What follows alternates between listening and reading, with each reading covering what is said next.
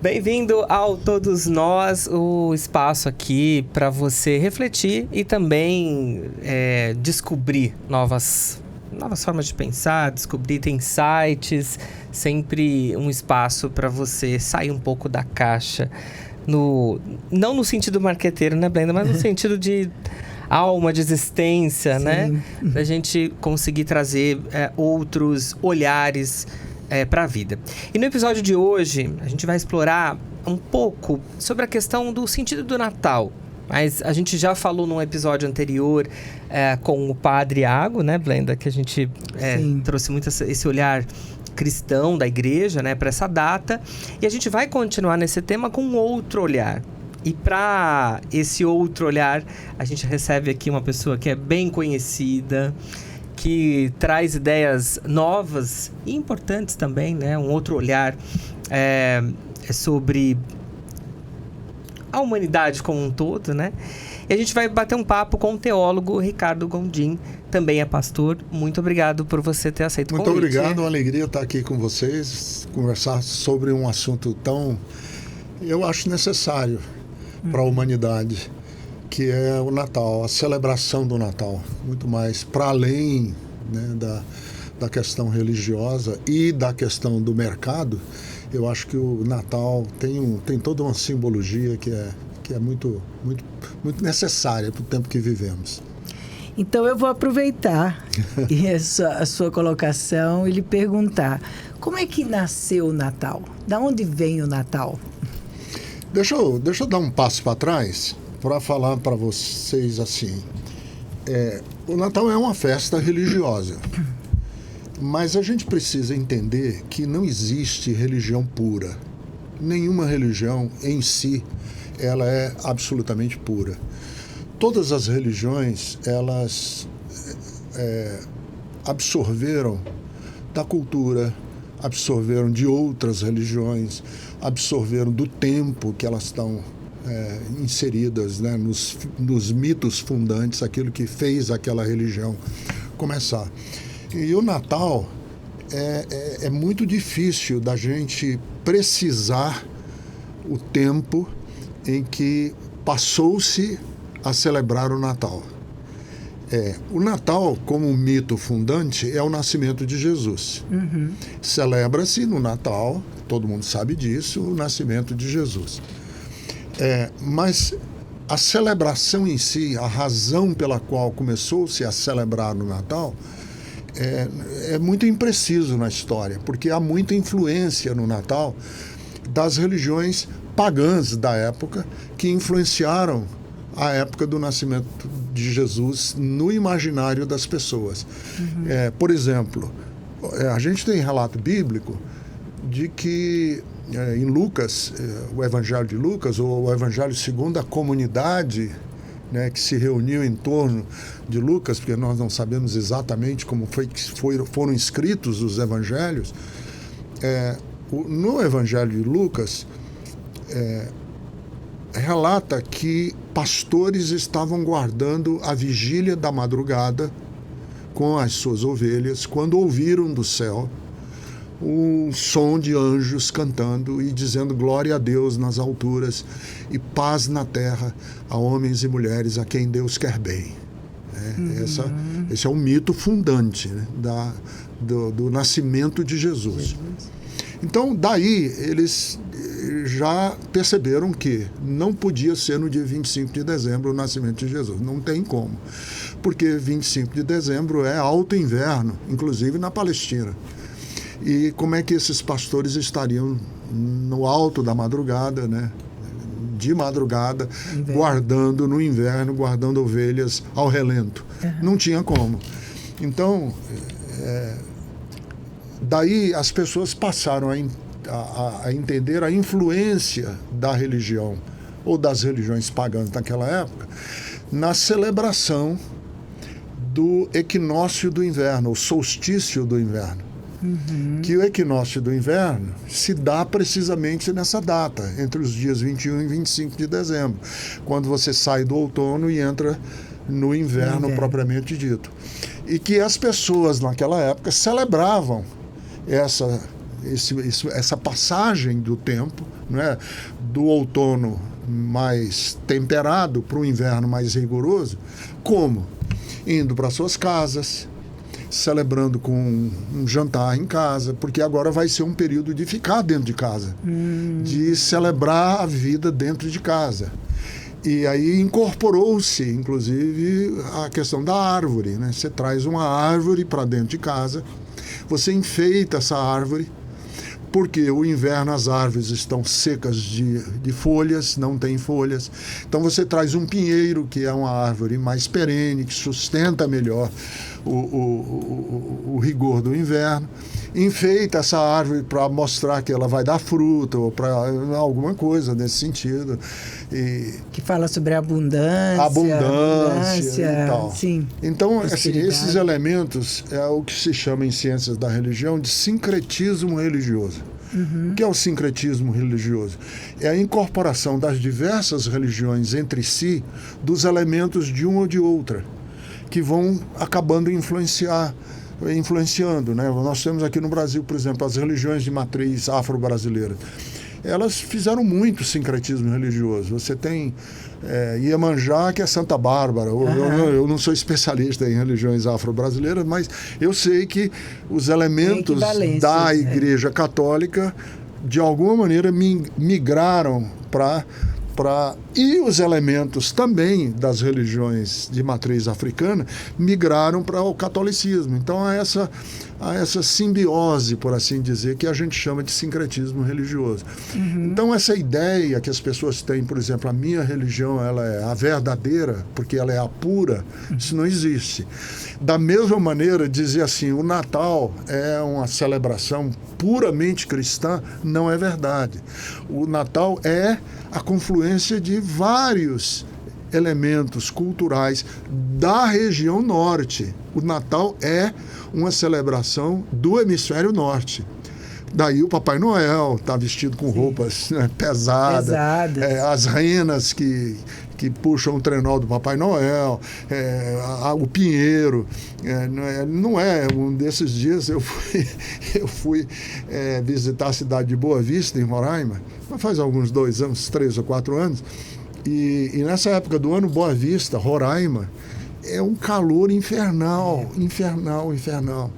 E no pátio de um shopping lá de Boa Vista tinha uma árvore de Natal com adereços de neve em cima. Eu falei, isso é a verdadeira apropriação cultural, né? Porque aqui em Roraima, um pinheiro com neve é a coisa mais absurda que pode existir. Não tem sentido nenhum, né? Não faz sentido nenhum. E aí, agora, os elementos cristãos que entram no Natal, que, ao meu ver, originalmente são muito bonitos, são muito simbólicos, são muito preciosos, mas que, infelizmente, devido à pressão daquilo que a gente chama de mercado, estão sendo corrompidos, que é o gesto de a gente presentear uns aos outros na época do Natal, né? Você dar presentes. E qual é o símbolo disso dentro do cristianismo? É que, na mensagem cristã, o maior presente que Deus podia dar à humanidade foi o seu próprio Filho, que nasce de uma mulher, que nasce de uma virgem, que nasce de Maria, que vive a vida humana e que é mostra... uma de nós, né? Que é como um de nós, né? Um de nós, né? Ele não é como um de nós. Ele é um de nós, né? É certo. Porque eu gosto sempre de dizer que o mistério da encarnação de Jesus não é que Deus se fantasiou de gente, é que Deus se tornou um de nós, ou se mostrou ser um de nós, né? E essa mensagem cristã, para mim, é absolutamente linda, no sentido do doar sem receber nada em troca, que é o amor mais puro que existe. Qual é o amor mais puro que existe? É aquele que se doa sem nenhuma expectativa de retorno. Quer dizer, eu estou me doando por alguém, os gregos chamavam isso de o amor agape, que é o amor que se doa sem esperar nada em troca, como um ato de autodoação. Daí eu corrijo também algumas perspectivas cristãs que, quando falam de Jesus morrer na cruz, falam do sacrifício de Cristo na cruz. E eu digo, ele não se sacrificou. Ele se autodoou a vida inteira. E foi cruelmente, por essa autodoação, foi cruelmente assassinado por dois poderes. Pelo poder romano e pelo poder clerical. Não foi pelo poder judaico. Porque a grande população de Israel mal sabia disso. Para a gente não escorrer aqui no antissemitismo. Claro. Quem matou, na verdade, foi o poder clerical. Porque o poder clerical e o poder romano entenderam que ele os ameaçava. Então, assim, qual é a mensagem central do Natal? A mensagem central do Natal é que Jesus é a manifestação mais linda de um amor que se autodoa, que se doa de uma maneira tão radical, que quem exerce o poder através do autoritarismo ou da ganância ou do que quer que seja, não vai tolerar esse tipo de amor, não aguenta, não suporta. Ele tem que ser expulso, ele tem que ser extirpado. Eliminado. Ele tem que ser eliminado. Ricardo, e a questão de Maria? Porque Maria também é uma figura muito central no Natal, não é? Quer dizer, e a gente pode pensar que a presença de Maria, a partir dela, muda um pouco os rumos para uma vivência, vamos dizer, religiosa mais feminina também? Se a gente olha, pode ser um desconhecimento meu esse, tá? Estou perguntando. Se a gente olha, minha visão, o Velho Testamento, por exemplo, a gente tem uma figura masculina de Deus, aquele Deus punitivo, patriarcal, né? Patriarcal total. Que tudo olha, que tudo condena, que eu estou vendo, Deus está vendo, Deus está vendo, né? E quando vem o Novo Testamento, a figura de Maria, que também traz um amor incondicional, né? Nossa, o amor de Maria é uma coisa, né? Assim, é uma das maiores manifestações também de autodoação que a gente pode ter, né? De novo, vou dar 2 passos atrás aqui para trazer um contexto. Você tem razão. Não é o Antigo Testamento em si, porque o Antigo Testamento traz os relatos da cultura. Sim. Essa era a cultura, né? Ele está relatando o que era, né? Ele não está designando o que deve ser. É isso, o mundo é assim. E como era o mundo? O mundo era organizado, principalmente dentro da cultura judaica, o mundo era organizado de uma maneira tão patriarcal que as mulheres eram vistas como úteros ambulantes. As mulheres só existiam para procriar, para gerar filhos. Uma mulher que não gerasse filhos era uma mulher desqualificada na sociedade. Né? Excluída na sociedade. Sim. E as mulheres, quando perdiam seus maridos e ficavam viúvas, eram jogadas na rua. Viravam mendigas. Viravam mendigas. Tanto que a Bíblia diz que a verdadeira religião que Deus aceita é uma só. É cuidar Está escrito no Novo Testamento, na carta que escreveu Tiago.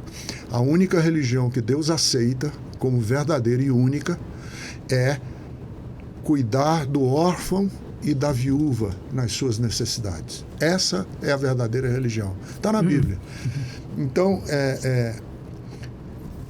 essa visão patriarcal do Antigo Testamento, e daí eu não sou uma pessoa judaizante, eu não sou uma pessoa que olha idealisticamente para a cultura judaica, como fazem muitos evangélicos no Brasil, que há uma tendência judaizante hoje nas igrejas, é de dizer o seguinte: nós temos que ser críticos também nessa sociedade e ver que nessa sociedade as mulheres eram excluídas, as mulheres eram preteridas, as mulheres eram negligenciadas, eram usadas como objetos, inclusive, de ganho. Por que uma menina não podia perder a sua virgindade? Porque a menina virgem valia muito mais do que uma menina que não fosse virgem. Então esse dote para o pai era importantíssimo. Ele valorizava, a família valorizava isso pecuniariamente mesmo, não era por honra, Sim. não era por defesa da moral, ganho financeiro, era né? ganho financeiro, Sim. era propriedade Sim. da família. E aí você tem no relato de Maria, não é, o resgate da figura feminina como central. Isso. Como central. E há um texto que Paulo escreveu, que Paulo é uma figura também muito controversa no Novo Testamento, porque alguns o têm como misógino, outros o têm como machista, mas ele tem um texto que numa primeira leitura mais rápida parece ser bem machista, que ele diz assim: as mulheres são salvas ao procriarem. E nessa leitura mais rápida, ele está repetindo o patriarcalismo do Antigo Testamento. Mas quando a gente lê com a lente mais dócil, né? menos implacável, eu vejo aí a figura de Maria. Quer dizer, na procriação, quer dizer, quando ela gerou, ela trouxe salvação para o mundo. Quer dizer, ela foi a portadora da salvação do mundo, porque ela gerou Jesus.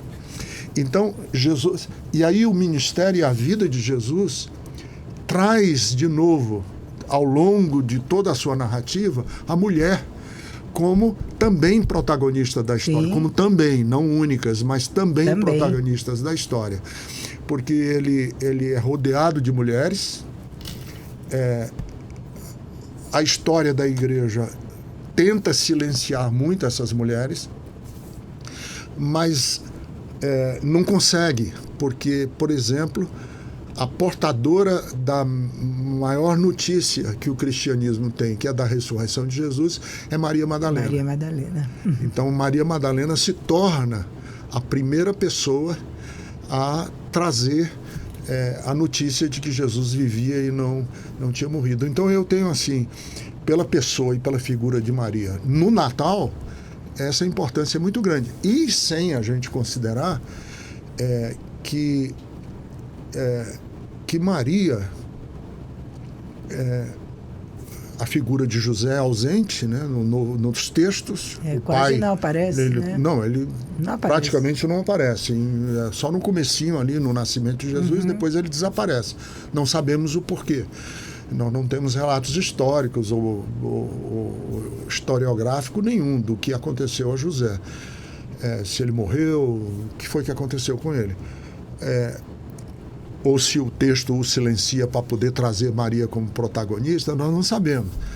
O que nós sabemos é que Maria foi uma excelente pedagoga. E eu digo sempre, a maior pedagoga que nós temos na história foi Maria.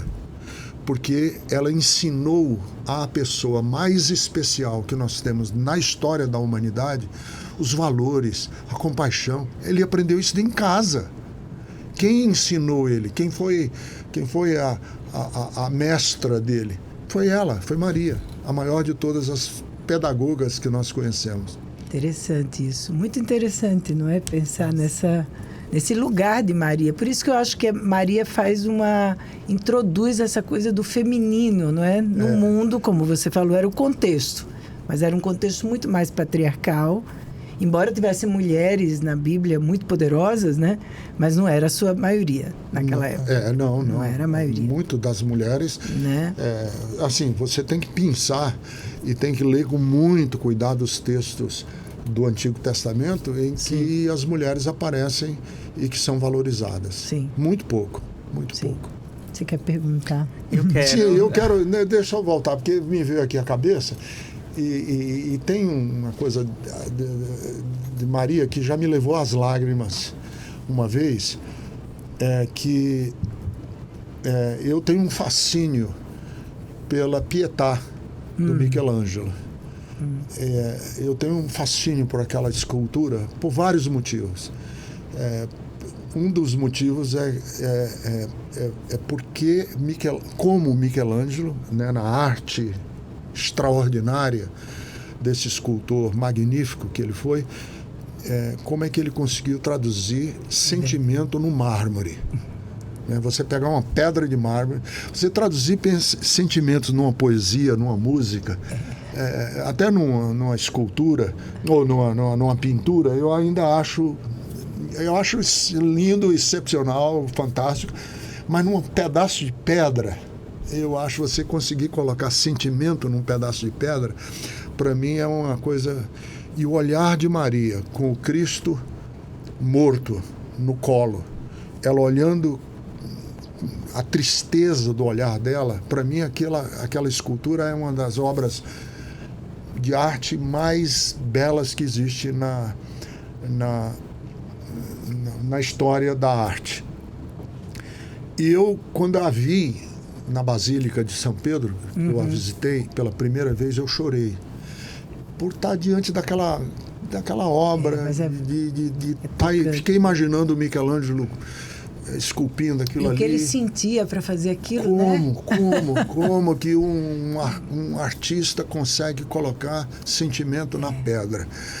E aí eu fui estudar um pouco sobre a escultura e há uma controvérsia, porque que o Michelangelo retratou Maria nessa escultura mais jovem do que Jesus, porque ela era mãe. Então, como mãe, ela tinha que ser mais velha do que o homem que ela tem no colo. Mas ela é muito mais jovem na escultura. E há uma controvérsia, de que, sei lá, ele tinha um modelo e essa modelo era uma jovem e ele resolveu fazer a modelo e tal. Mas alguém me deu uma explicação poética. Por que Michelangelo fez Maria mais jovem do que o filho, Cristo? É que, segundo essa versão, que eu não sei se é verdadeira ou não, Michelangelo teria dito assim, é que o verdadeiro amor nunca envelhece. E eu achei essa explicação tão absolutamente esplêndida que eu a tenho como verdadeira, que Michelangelo fez isso de propósito, para mostrar o seguinte, que quando a gente ama de verdade, o verdadeiro amor não envelhece nunca.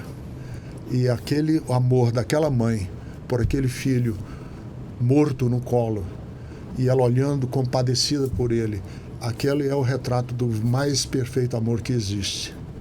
Nunca tinha ouvido sobre isso. Que bonito isso, né? Não é faz lindo? todo sentido. Faz todo sentido. Porque quando você olha ali para Pietà, o que fica é isso, né? É esse amor incondicional. Você até esquece. Exatamente. Se ela é jovem, se ela é velha, se ele mas também... Mas preste atenção na escultura. Mas agora você falou, novinha, ela é bem mais jovem. É quase uma adolescente segurando um homem de 35 anos. Aliás, sempre que Nossa Senhora é retratada, né? Maria é retratada, é sempre muito jovem. Muito jovem. Sempre muito jovem, né? Interessante. Bom, vocês falaram aí de Maria. E se a gente pensar no presépio, o significado dele? Também, a coisa de dar presentes tem também a ver com o presépio. Porque o presépio, e de novo, muito, muito rica a narrativa bíblica, porque o presépio é uma construção geográfica, né, estrutural, da cena do nascimento de Jesus. Porque, segundo o Evangelho de Lucas, estava havendo um censo proposto pelo rei e as pessoas tinham que se registrar nesse censo na cidade de seu nascimento. E como José e Maria eram de Belém, eles tiveram que ir para Belém e ela estava grávida. Chegando em Belém, por causa do censo, a cidade estava entupida de gente, estava lotada. Então eles... sem ter onde a criança nascer, ela começou a sentir as dores de parto, sem ter onde a criança nascer, eles foram para uma estrebaria, foram para um estábulo, né, um lugar onde os animais estavam. E que ali, naquele estábulo, Jesus nasceu. Só que o presépio não relata bem a história em si, porque o presépio ele condensa o tempo. Sabedores de que haviam nascido em Belém uma criança especial, astrólogos, magos, homens adivinhadores do tempo, foram para Jerusalém, ou para Belém, Jerusalém, né? Porque Belém fica nos arredores de Jerusalém, pertinho de Jerusalém. Foram para Belém e trouxeram com eles ouro, incenso e mirra, como presente para a criança. Só que, se a gente for pegar cronologicamente, alguns biblistas, estudiosos da Bíblia, dizem que eles, quando chegaram para visitar Jesus, ele já era uma criança de mais ou menos 1 ano e meio, 2 anos de idade. Quer dizer, o presépio não relata exatamente, porque o presépio parece que eles chegaram um dia depois, né? A cena do presépio é montada para dar a entender que eles chegaram lá um dia depois. E eles trouxeram ouro, incenso e mirra, e alguns também estudiosos da Bíblia dizem que há toda uma simbologia aí. Não é? O ouro, porque esse menino nasceu para ser rei. O incenso, esse menino nasceu como uma manifestação do divino, entregava-se incenso aos deuses. E mirra, porque era um extrato, mirra era uma poção, era um líquido, uma poção amarga, e que tinha profeticamente a questão de que ele iria ser um que ia sofrer com o povo, que ia padecer as dores do povo. Então, que ele era rei, que ele era Deus e que ele era um de nós. Então, o ouro, incenso e mirra. E essa coisa de trazer presente vai entrar no Natal também, nessa proposta, né? Vamos nos presentear uns aos outros, vamos fazer o que eles fizeram, trazer presentes uns aos outros. Infelizmente, essa prática de trazer uns aos outros, obviamente, foi cooptada pelo mercado, e hoje a gente, quando pensa em Natal, nem fala mais de Jesus, só fala de comprar presente um para o outro, às vezes até inutilidades, né? Sim. O que eu vou dar de presente para alguém que já tem tudo? Aí compra uma bobagem qualquer só para ativar o mercado. Mas é o ônus de vivermos numa sociedade muito capitalista, como é a nossa sociedade atual. Ricardo, qual você acha que é a principal reflexão que a gente poderia ter, né, durante esse período? Eu sei que isso deveria permanecer todos os dias. Natal deveria acontecer todos os dias, né? Mas, enfim, nós estamos aí em dezembro. Que reflexão ela é importante para essa época? Ou tantas. Que reflexões, né? São tantas, né? São tantas. Eu acho que vocês vão me ajudando aí, claro. E eu vou dando as reflexões que me vierem à mente, porque são tantas. São tantas. No nascimento, como eu falei, né, os pastores estavam no campo, e eles ouviram os anjos cantando, eles tiveram essa experiência estática, né? Hoje a gente chama isso, né? Essa experiência do arrebatamento espiritual. E eles ouviram uma voz que dizia: glória a Deus nas maiores alturas, paz na terra, a homens e mulheres, a quem Deus quer bem. Há uma outra tradução que diz assim: paz na terra aos homens e mulheres de boa vontade. Mas os melhores estudiosos da Bíblia dizem que é o contrário. Paz na terra porque Deus tem boa vontade para com os homens. Há boa vontade de Deus para conosco. E aí eu gostaria de dizer assim, a principal mensagem do Evangelho, ou do Natal, está nessa frase. Primeiro, a glória de Deus não é uma coisa etérea. A glória de Deus não é uma coisa subjetiva. está lá no céu acontecendo. A glória de Deus acontece quando há paz entre nós, paz na terra, quando vivemos em paz. E o Martin Luther King que dizia, não há possibilidade de paz quando há injustiça. Sem injustiça não há paz. Nós vivemos num mundo que há necessidade de paz, mas para que ela aconteça, nós temos que viver num mundo mais justo.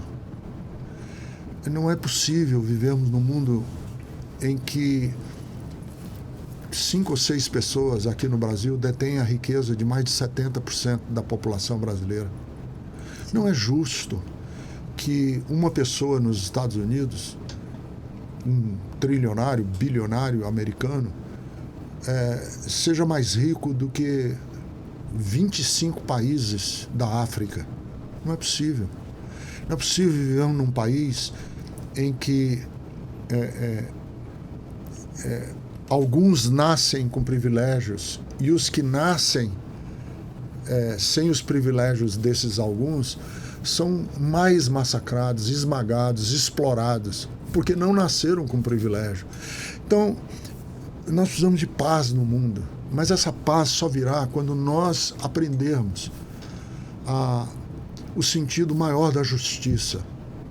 E o sentido maior da justiça é que está na lei áurea, lei de ouro, de todas as religiões. A lei áurea de todas as religiões.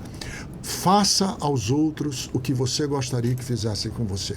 Isso está no budismo, está no islamismo, está no cristianismo, está no judaísmo. E na versão negativa dessa mesma lei áurea, não faça aos outros o que você não gostaria que fizessem com você. Quer dizer, se nós exercêssemos essa lei áurea nas duas versões, tanto na positiva como na negativa, nós teríamos condições de viver num mundo mais justo. E vivendo num mundo mais justo, nós teríamos paz entre nós. E como que nós vamos... quer dizer, qual é a nossa maior motivação de termos paz? Só para vivermos bem? Sim, mas mais do que isso. Se conseguirmos viver em paz, nós cumprimos o desejo de Deus para com a humanidade, que está incluso nessa frase que ouviu-se do céu. Boa vontade de Deus para com os homens. Em outras palavras, Deus não é nosso inimigo. Qual é o único anseio? Se há uma divindade, vou até falar aqui a fala que alguns ateus podem me compreender. Se há, estou aventando a possibilidade de que não haja, mas se há,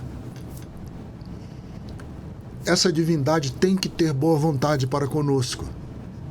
Porque se essa divindade não tiver boa vontade para conosco, nós somos uma raça de vermes, nós somos nada, nós somos descartáveis. E a mensagem central do Evangelho é: ninguém é descartável. Há uma divindade que nos ama e que considera cada pessoa que nasceu um pedacinho, um reflexo pequeno de quem ele é. Os teólogos medievais chamavam isso de a imago Dei, que traduzido para o português é a imagem de Deus. Todas as pessoas carregam em si a imagem de Deus e por isso são dignas. Então, dignidade não é algo que a gente dá, que a gente oferece. A dignidade não é algo que se conquista. Dignidade é algo inerente a cada um de nós, porque nós todos e todas nascemos com um pedacinho da imagem de Deus e que juntos nós formamos quem Deus é. Ricardo, eu estou ouvindo você falar e eu estou pensando aqui comigo. Quando que o mundo foi justo? Houve algum momento que esse mundo foi justo? Essa é a primeira questão. E que me leva a uma outra.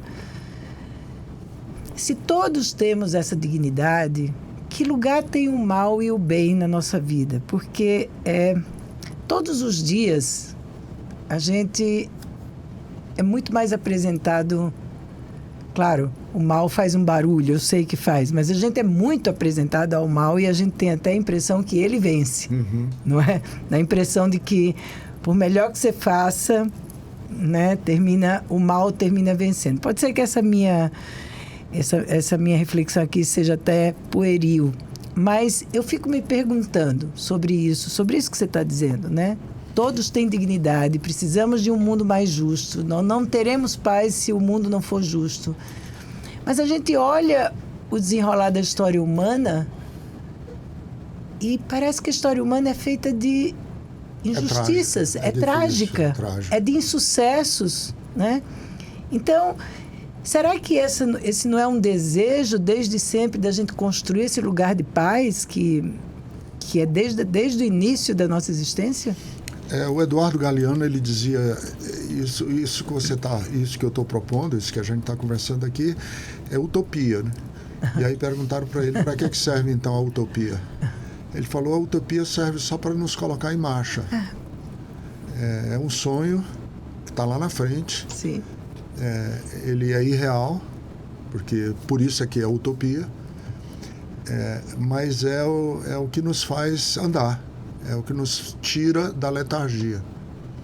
Eu não sou um positivista, no sentido de que eu acredito na linearidade da história e de que a gente está progressivamente chegando a um apogeu.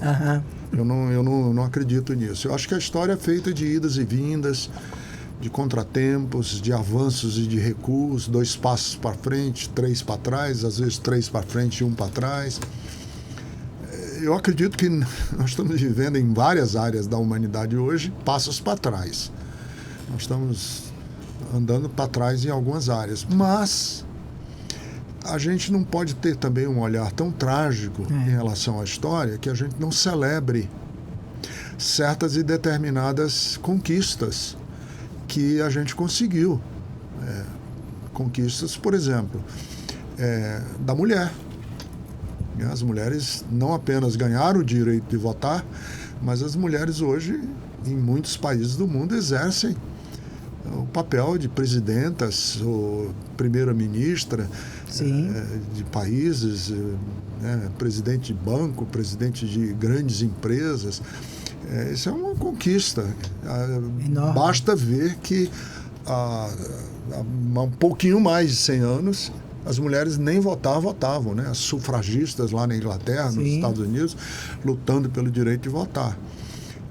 A questão, por exemplo, do LGBT, dos direitos civis de homossexuais. Até 50 anos, eles eram, as pessoas homossexuais eram internadas em clínicas psiquiátricas, eram submetidas à castração química, coisas horrorosas que aconteciam. Você diz assim, mas é muito pouco, mas conseguimos alguma coisa, vamos celebrar o que a gente conseguiu. Sim.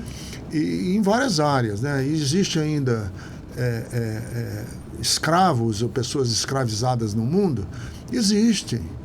Mas hoje já é uma anomalia, não é uma coisa aceita tacitamente. Em várias áreas, né? Direitos da criança, a pedagogia infantil, como os pais educavam os filhos. Tinha quase pais lá para trás, né? Eu fui educado no regime da disciplina da surra. Eu apanhava de cinta quando era criança. Hoje é impensável, não é? Você usar esse tipo de pedagogia para educar os seus filhos. Então, assim, o Martin Luther King dizia, a curto prazo, a gente tem o direito de ser pessimista, mas a gente tem que acreditar e eu usava essa expressão dele, o longo arco da história tende para o bem. Nós temos que acreditar nisso. E isso, para mim, é esperança. Esperança no sentido do verbo esperançar do nosso grande pedagogo. O Cortella? Não, do Freire. Do Paulo Freire. Do Paulo Freire. Eu ia falar Gilberto Freire, mas Paulo Freire. O Paulo Freire, ele falava, né, que existe a diferença entre a esperança passiva e a esperança ativa. A ativa ele chamava de esperançar, que é quando você faz, né? E eu gosto de usar a ideia da esperança do dramaturgo que acabou sendo o primeiro-ministro da República Tcheca, da antiga Tchecoslováquia e depois da República Tcheca, é o Václav Havel, que ele tem uma frase que para mim é lapidar. Ele diz assim: esperança não é lutar porque vai dar certo. Esperança é lutar porque vale a pena. E eu acho que é isso. Eu tenho esperança. O mundo vai melhorar? Não. Mas vale a pena a gente se envolver com o que é certo, com o que é justo, com o que é louvável. Porque a única outra opção a não nos envolver é o desdém, é o cinismo. Sim, a indiferença. A indiferença. Claro. Então, vale a pena. E porque vale a pena, eu vou me esforçar. Vai dar certo? Vai funcionar? Daqui a 50 anos o mundo vai estar melhor? Não sei. Mas vale a pena estar do lado certo da história. Então, uma das reflexões, eu acho, importantes no Natal poderia ser a esperança, né? A esperança. O sonhar, né? Sonhar no sentido de sonhar com algo que pode ser que a gente não atinja, mas o próprio ato de sonhar traz esperança. Eu acho que é isso. Assim, nós não podemos parar de sonhar. Sonhar com um mundo melhor, com um mundo mais justo. Nesses dias eu escrevi no meu Instagram um texto em que eu falo, né, das cidades juncadas de lírios, das janelas ornadas com margaridas, das rodas de conversas em que as pessoas debatem livremente as suas ideias, em que os anciãos contam histórias para crianças e tal. E falo um monte de coisas assim, bem idealistas, né? E aí eu cito a frase do John Lennon, que ele diz: "You may say", você deve pensar que eu sou um dreamer, que eu sou um sonhador, but I'm not the only one. Eu não sou o único. Tem muita gente sonhando. E é esse sonhar com um mundo melhor que gera em nós a indignação. E eu acho que é do Leonardo Boff, a frase que ele diz assim, ou de alguém que ele cita, que ele diz assim: a esperança tem duas filhas, a indignação e a coragem. A indignação de não aceitar as coisas como estão e a coragem de querer mudá-las. Então a esperança tem essas duas filhas, indignação e coragem. Muito bom. Bom, ele já foi indo para as perguntas aqui, né? A gente estava falando de esperança e ia te perguntar exatamente sobre essa definição e o papel do Natal em reativar isso na gente, né? Enfim. A gente falou num outro episódio sobre o amor. E o quanto ele hoje está muito associado ao relacionamento amoroso e não uma atitude para com tudo, para com a vida, né? E eu queria entender e saber de você a palavra, o significado, o que você pensa sobre o que é o amor e a relação dele com o Natal. Olha, não tem palavra mais gasta e desgastada hoje do Gasta e desgastada. Desgastada do que essa palavra amor, né? O que ela significa. Porque a gente diz eu amo tudo isso, falando do McDonald's, né?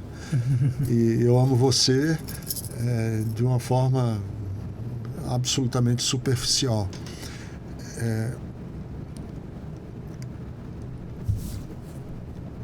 Eu entendo amor como um desejo que a gente desenvolve em nós sob o imperativo de torná-lo realidade, de querer o máximo de bem para aquele com quem eu me relaciono. Porque todo amor é superlativo. Se não houver o elemento superlativo no amor, ele não é amor. E eu digo assim, o amor ele tem vários atributos para que ele realmente aconteça. Tem várias demandas para que ele realmente aconteça. Por exemplo, não existe amor se não houver liberdade. Amor e coerção não combinam. Não. Amor e suborno não combinam. Amor e constrangimento não combinam. O outro tem que estar absolutamente livre para que essa relação de amor aconteça. Quer dizer, amor e liberdade. Amor e confiança. Não é? Se eu não confio, eu não consigo amar. Amor e... Você tem várias dimensões do amor que se impõem para que ele realmente aconteça. E o amor é sempre uma aposta que eu faço sem nenhuma garantia de retorno. Não é? É uma aposta que eu faço sem nenhuma garantia de retorno. Porque quando eu amo, eu me vulnerabilizo. E no amor está esse elemento que é o elemento do sofrimento. Né? Daí todos os grandes romancistas atrelarem o amor à tragédia. Né? O Shakespeare, o Romeu e a Julieta e todos os outros grandes amantes da história sofreram. Né? Aliás, no romance, né? O romance tem 3 fases, né? O do encontro, o do desencontro e o do reencontro. Né? E o do desencontro toma a maior parte do livro. Geralmente, a maior parte do livro é gasta no desencontro, nas contradições, no sofrimento do amor. Né? E eu acho assim, nós vivemos numa sociedade hoje em que a gente está sempre tentando se proteger um do outro. E a gente não tem mais como elemento da nossa vivência, do nosso viver, esse do fragilizar-se. Pelo contrário, nós estamos sendo instruídos na cultura do coachismo a nos empoderarmos. Exatamente. Não é? A nos empoderarmos. E não existe amor no empoderamento. Existe amor na fragilização. Quando nós nos fragilizamos. Porque quando eu amo, eu tenho que ter consciência de que naquele ato de amar, eu estou me fragilizando ao sofrimento. Não, eu vou ter filhos. Vocês vão amar essas crianças. Preparem-se, que elas serão um potencial de alegria, claro, mas serão também um potencial de grande sofrimento. Eu vou amar você. Nesse amor, nessa relação que se dá, eu tenho que estar preparado para ser entristecido, para ser decepcionado, para ser frustrado, para minhas expectativas não se cumprirem.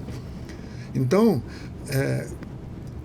a gente, quando fala assim, nós precisamos de um mundo onde haja mais amor, nós temos que puxar esse fio aí da meada, porque não é tão simples, não é tão fácil como a gente está falando. E o que nós precisamos é entender quais são os elementos que nós temos que incorporar no nosso viver para que as nossas relações sejam verdadeiras. Né? O Zygmunt Bauman fala muito disso, se tornou até viralizou aí, os livros dele se viralizaram, né? As relações líquidas. Porque são relações em que as pessoas entram nessas relações sem conceberem as implicações que são necessárias para que essas relações se deem de verdade, aconteçam verdadeiramente. E uma delas é essa. Eu acho que nós precisamos, e esse é o exemplo, para mim, do nascimento de Jesus em Belém e a sua morte na cruz. Que Paulo, o apóstolo São Paulo, coloca isso como uma poesia lindíssima na carta que ele escreveu aos Filipenses na Bíblia, que ele diz assim: havendo Cristo, sendo Cristo, a imagem de Deus, ele não teve por motivo de cobiça ser igual a Deus, mas ele se esvaziou.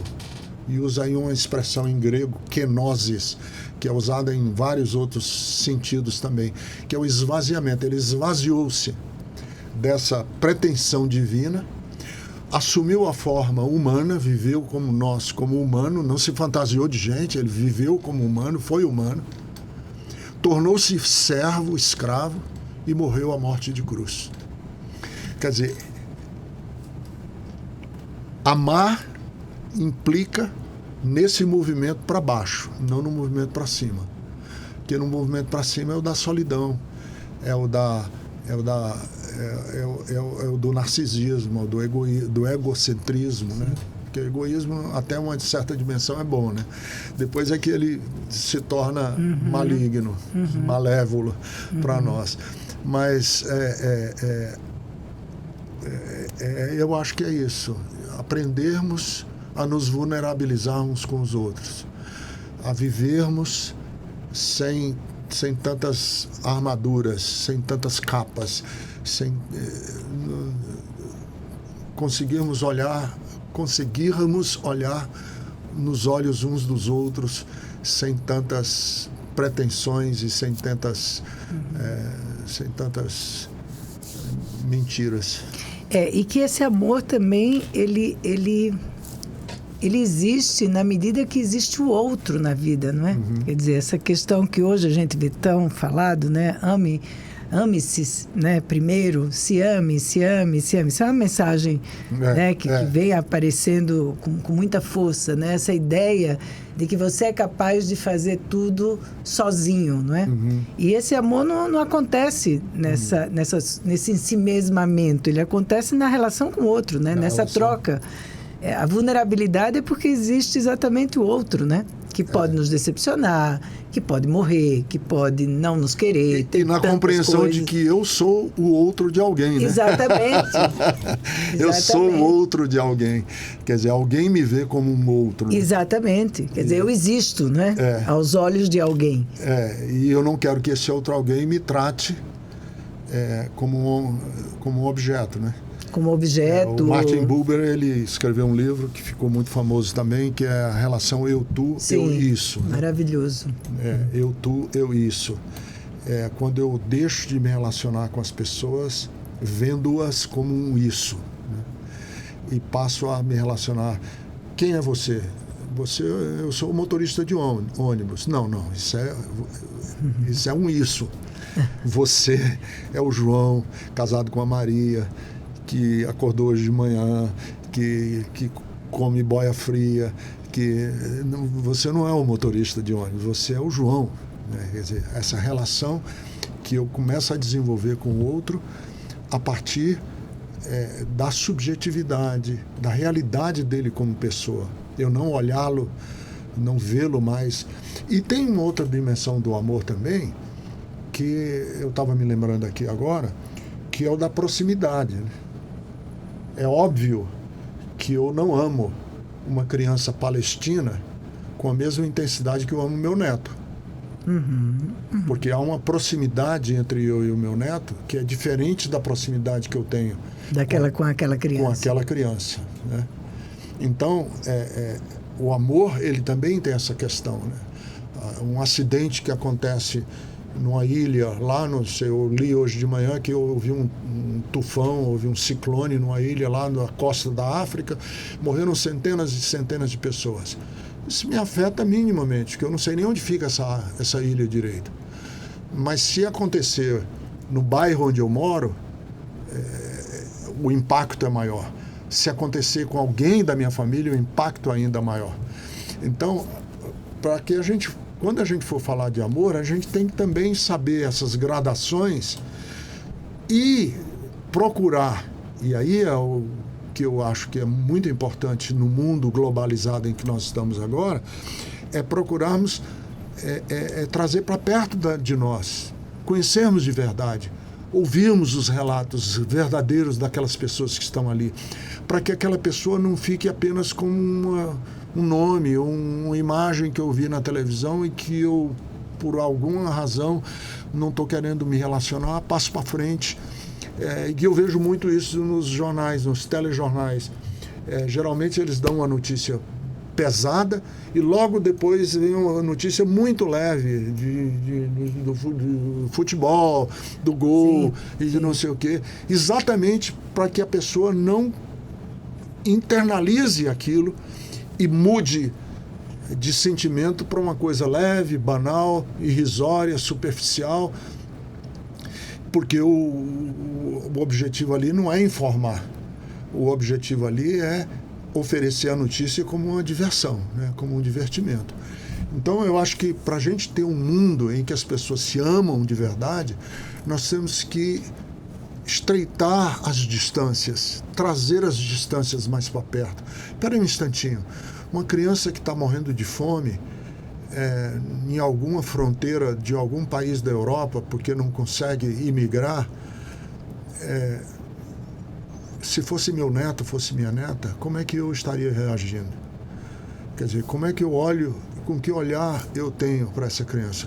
Quando houve aquela grande leva de imigrantes da Síria que estavam atravessando na direção da Europa, eu vendo aquelas cenas e tal, elas começaram a se tornar banais para mim. Eu vi uma vez, 2 vezes, 3 vezes, 30 vezes as pessoas andando pela rua, mas teve um dia que eu estava com um problema grave de coluna, estava passando por cirurgia de coluna e tal, e eu vi uma pessoa andando com uma muleta, se arrastando por uma daquelas estradas da Europa com uma muleta. E eu fiquei pensando, meu Deus, como é que deve ser a vida de uma pessoa andando com uma muleta por quilômetros e quilômetros, sem ter qualquer perspectiva. Ideia de onde iria chegar. Onde iria chegar, sim. Quer dizer, aquilo tocou, aquela imagem ficou comigo. Talvez as outras eu nem me lembre, mas daquele homem andando com a muleta, eu jamais vou esquecer. E eu acho que é isso, a gente amar nesse sentido. Quer dizer, nos deixar... E aí vem o sentido da palavra compaixão, né? Porque paixão tem nada a ver com amor rápido, né? Paixão é sofrimento.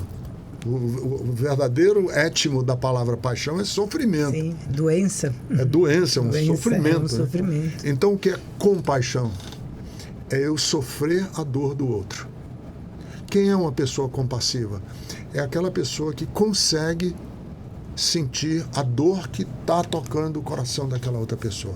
E essa é a pessoa compassiva.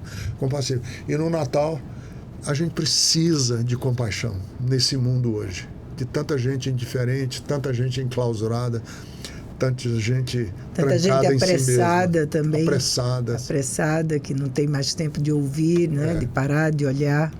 Sim, sem dúvida.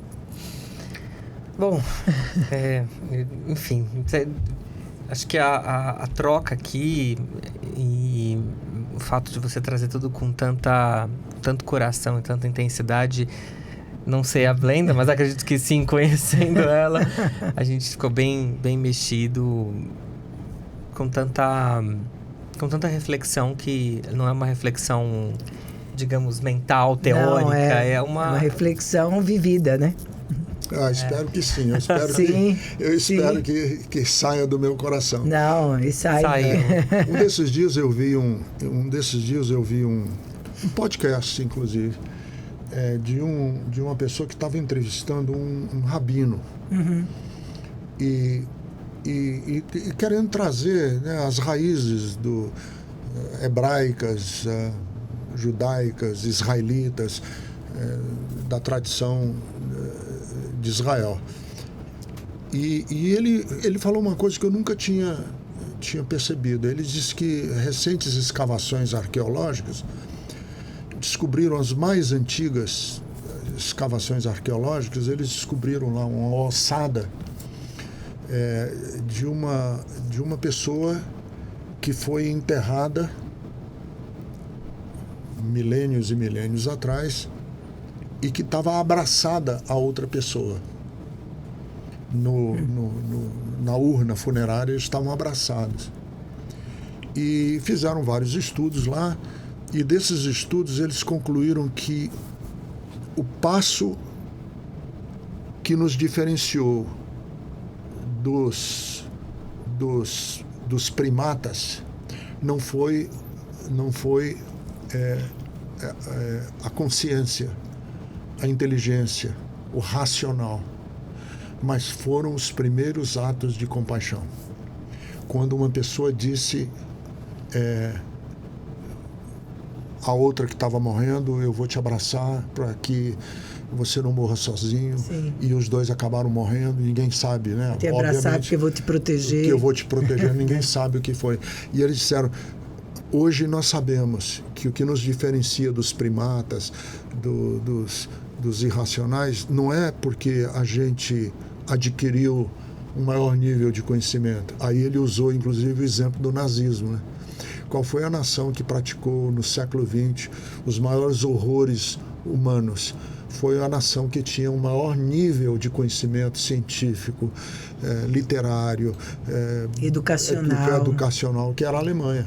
Sim. Mas faltou esse elemento da compaixão.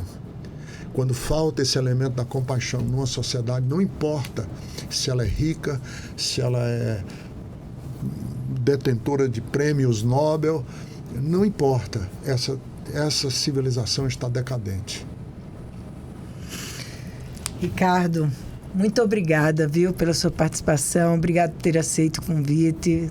Trouxe tantos conhecimentos. Eu gostaria de ficar conversando com você muito tempo para te perguntar um monte de coisas que é das minhas dúvidas, né, e outras reflexões. Agradeço muito a sua presença, viu? Espero que tenha sido bom para você também estar aqui. Ótimo, é sempre uma alegria. Que eu sei que a sua agenda é apertada. Eu sei que sua agenda é apertada, você tem, imagina nessa época, mas você ter disposto um tempo para a gente, te agradeço muito. Não, uma alegria muito grande, muito mesmo. Uma honra. De coração mesmo, suas palavras foram uma semente plantada. Eu tô me sentindo energizada. Obrigado. Muito bom. Obrigado. E para quem quiser acompanhar mais, caso não te acompanhe, é o @Ricardo Gondim. Tá aparecendo aí na tela, no Instagram. É isso mesmo? No Instagram, eu tenho Ricardo Gondim, no Instagram, escrevo regularmente lá. O Instagram eu gostaria de escrever mais, mas o Instagram não deixa. Não deixa. E as pessoas falam, também não adianta escrever muito, porque o pessoal não lê. Mas escreve muito bem, que eu sempre acompanho, escreve muito bem. Será uma alegria ter seguidores aqui desse podcast lá comigo. Claro. Obrigado. Bom, fica aí então a inspiração pro Natal, né? Pra gente pensar e encontrar esse amor na prática também, né? A prática. Fundamental. Bom, então, até Feliz Natal, Feliz Ano Novo. A gente se encontra em 2025, né, Blenda? Isso aí. Então, até lá. Até lá.